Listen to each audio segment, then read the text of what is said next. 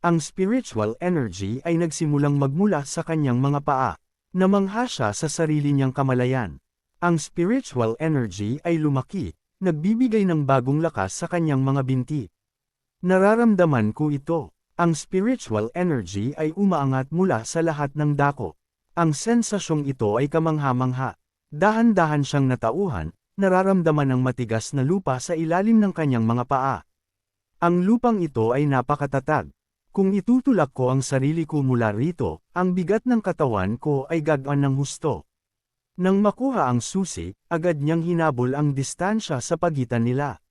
Nagulat ang bata nang makitang nasa likuran niya na ito, pagkatapos ay itinaas ang kilay ng may pananabik. So, nagpipigil ka lang pala sa akin. Hindi na siya nag-abalang sumagot, nagpakawala lang ng ungol, ibinubuhos ang bawat huling lakas sa pagtakbo pasulong. Mananalo ako rito. Walang gustong sumuko, nagtutulakan habang ang mga mata ay nakatuon sa iisang lugar.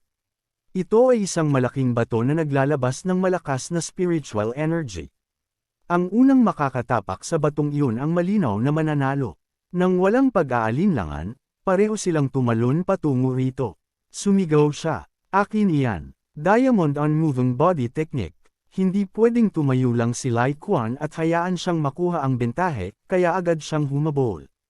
Walang silbi. Pareho silang nag-target sa source ng spiritual energy, ginamit itong kantungan para makakuha ng momentum, at tumilamsak pasulong na parang mga pana. Ang tuktok ng bundok ay nasa paningin na nila. Ito na iyon. Ang huling tapatan. Ako ang mauuna. Ilang sandali pa, nakadapa na siya sa lupa, humihingal. Sa tabi niya, si Lai Quan ay ubos na rin ang lakas, nanginginig habang nagsasalita. Ganoon ko pinilit ang sarili ko. At kaya pa rin. Ang bata ay hindi nagpakita ng kaya-abangan, sa halip ay marahan siyang inaliw. Congratulations, Batang Panginoon. Natutunan mo na ang unmoving technique. Nakatitig lang siya ng tulala. Ha! Nang makitang nawawala siya, nagsimulang magpaliwanag ang bata. Nagmaster mo na ang unmoving technique. Ito ang magpapahintulot sa iyo na mabuksan ang unang hakbang ng diamond. Hindi mo ba alam? Sumagot siya ng tapat. Ngayon ko lang narinig yan. Ngumiti lang ang bata, ang mga mata ay puno ng paghanga. Batang Panginoon, tunay kang kahanga-hanga. Nagtanong ang lalaki kung anong ibig niyang sabihin. Ang bata ay pumwesto sa isang horse stance, nagpapaliwanag, ang immovability ay ang sining ng pagtayo ng matatag, nagsisimula sa horse stance. Ngunit kung gagalaw ka habang nasa ganitong posisyon, ano sa tingin mo ang mangyayari? Ang lalaki ay awkward na sumagot, kung ganoon ay hindi na ito immovable. Tumango ang bata. Eksakto. Ang galaw at ang kawalan ng galaw, motion and immovability, ay magkasalungat na konsepto. Mula sa dulati na ito, isinilang ang Diamond Immovable Body Technique. Hinaplos ng lalaki ang kanyang baba habang nag-iisip. Hanggang ngayon, bukod sa 3-talent sword style, ginagaya ko lang ang nakikita ko ng walang tunay na pag-unawa. Tila nababasa ang kanyang isip, muli siyang siniguro ng bata. Alam ko ang inaalala mo, Batang Panginoon. Pinagdikit niya ang kanyang mga kamay, ang kanyang buong katawan ay nagniningning sa aura ng isang naliwanagang sage. Nasa tamang landas ka, kaya hindi kailangang mag-alala. Ang aura ng bata ay napakaliwanag, masakit sa mata. Nagpatuloy ang bata sa kanyang leksyon. Lahat ng pagsisikap mo hanggang sa puntong ito ay hindi nawala ng saysay. Batang Panginoon, maaari ka pang maging mas malakas. Sigurado ako diyan. Napapitlag ang lalaki sa gulat. At nang makita ito, ang bata ay sobrang naantig na parang iiyak na.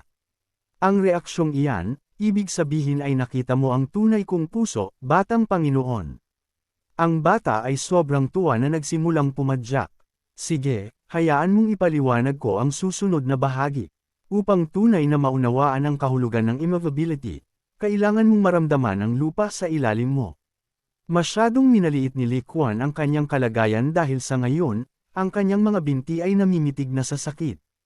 Tumigil ka sa pagsasalita at tulungan mo ako.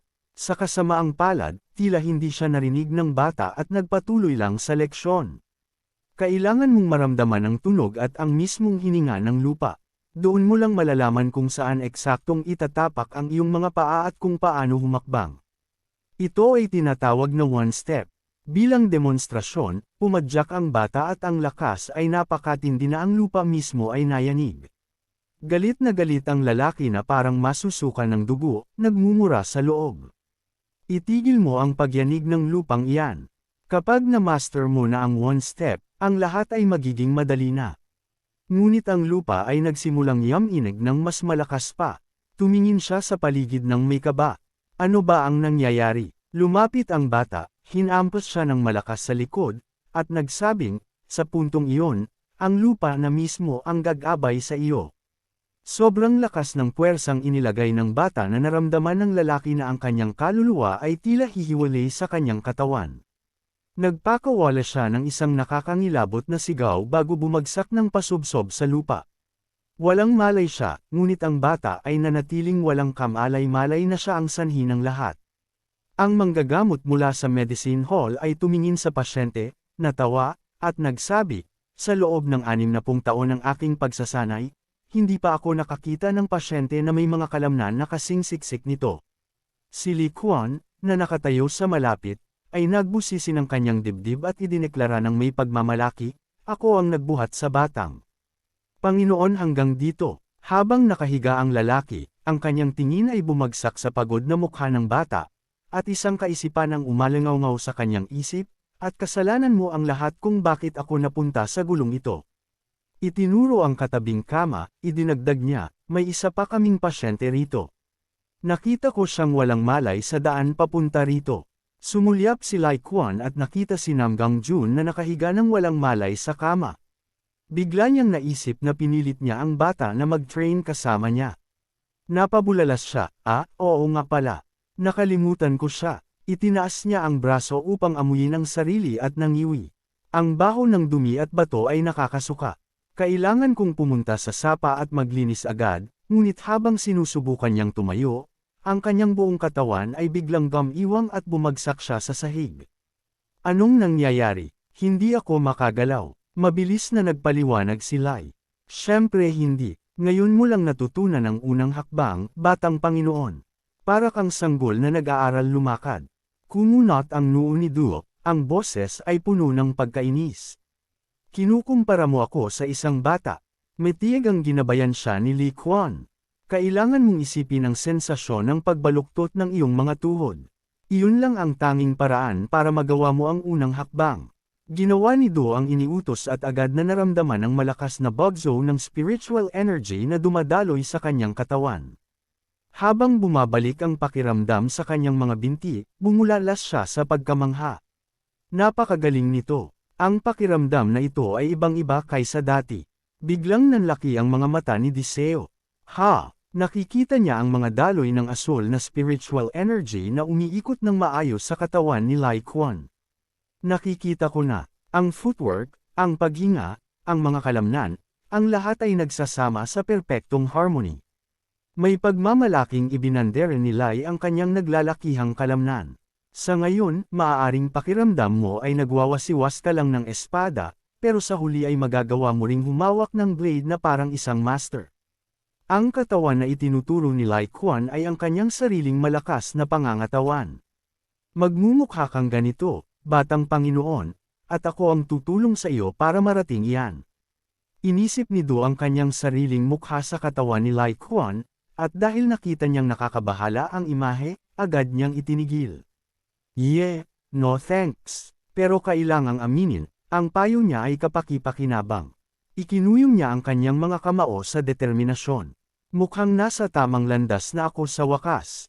Talagang lalakas ako. Isang taon ang lumipas, sa isang bundok ng Shaolin Temple, sina Lai at Diseo ay nagpapaligsahan pa rin, nagkakarera habang nagdadala ng malalaking bato. Ngumisi si Lai, binibilang ang karera kahapon. Ang record ko ay 45 talo sa 79 na kabuuang laban. Kung mananalo ako ngayon, magiging patas na tayo sa 45 panalo bawat isa. Sumugod siya pasulong na parang pana, hindi pinapansin ang bawat balakid sa kanyang landas. Kung magpapatuloy ito, mananalo siya. Sige, gagawin ko ito sa sarili kong paraan. Kumilos si Du ng may bagong biyaya. Ang bawat hakbang ay ginagamit ang katatagan ng lupa sa ilalim niya. Natutunan ko na ang tamang footwork technique. Ngayon ay gagamitin ko ang lahat ng mayroon ako. Tinapakan niya ang katawan ng isang puno sa kanyang landas, binaluktot ito bago ito ginamit upang ilunsad ang kanyang sarili pasulong, patalon ng mataas sa hangin. Sa pagkakarinig sa kakaibang ingay, niuinggan ni Li Quan ang kanyang ulo.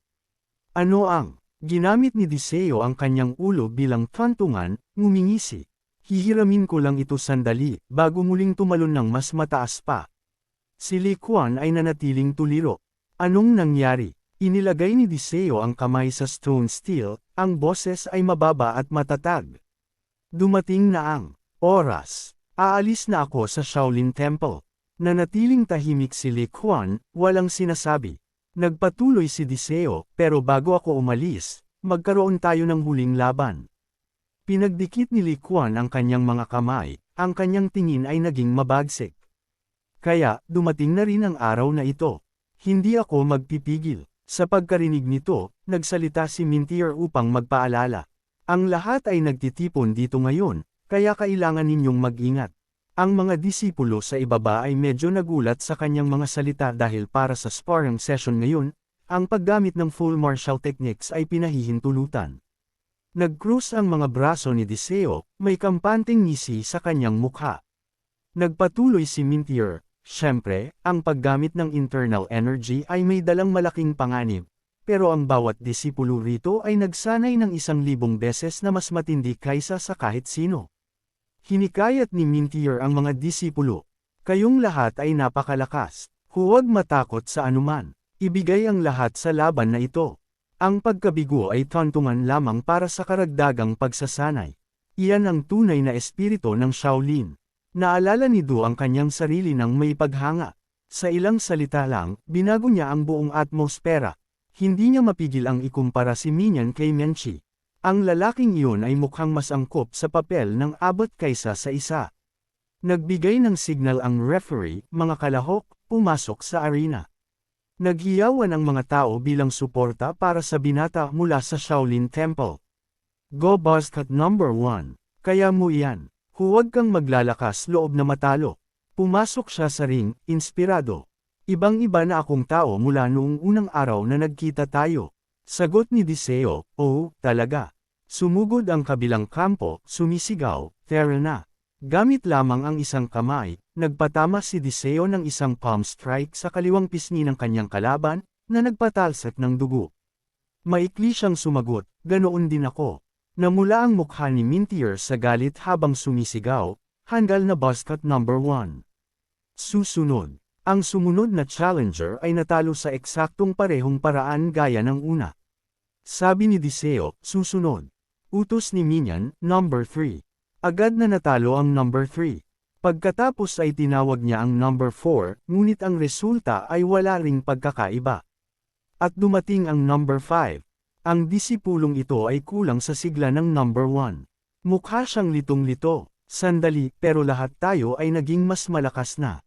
Ngumiti si Li Quan, inilagay ang kamay sa balikat ng number 5.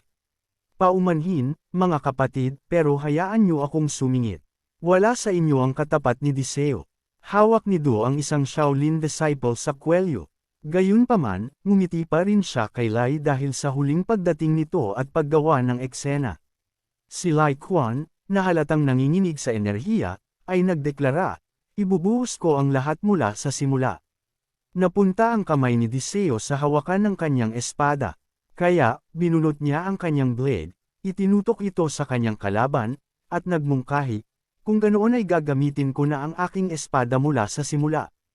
May problema ba doon? Sumang-ayon agad si Li Quan. Sige, simulan na natin.